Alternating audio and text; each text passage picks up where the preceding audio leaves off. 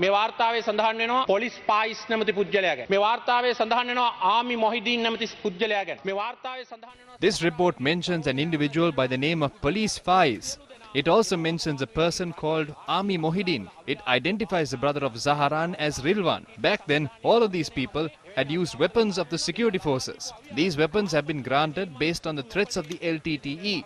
The fact that those weapons were not retrieved is a serious question. This commission has not carried out an investigation into retrieving these weapons. It is a truth accepted by everyone that our intelligence services supported and provided in certain ways for Zaharan and his team.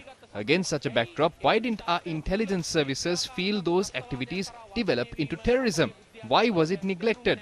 Moreover, in his statement, former IGP Pujit Jayasundara stated, after Jamil, the ISIS member who attempted to attack the Taj Samudra Hotel in Gaulface and failed, met with an intelligence officer when he returned back to his lodging in Dehiwala. After that, Jamil died by detonating his explosives. Why weren't there investigations to find out the intelligence officer's identity and the reason for him to be there? Who were the intelligence officers who maintained contact with them? Investigations regarding the monitoring of their activities have not been there at all. Moreover, only security forces can be given weapons training. But the Avantgarde Maritime Company carried out these matters. I went to the commission and said to investigate the individuals involved in the private company that carried out weapons training. Was it given only to the people who went to suppress the pirates? What are these licenses? From where did they get these arms and weapons? The legality of this training and whether it was or not used by the extremists, none of these things have been investigated in the report.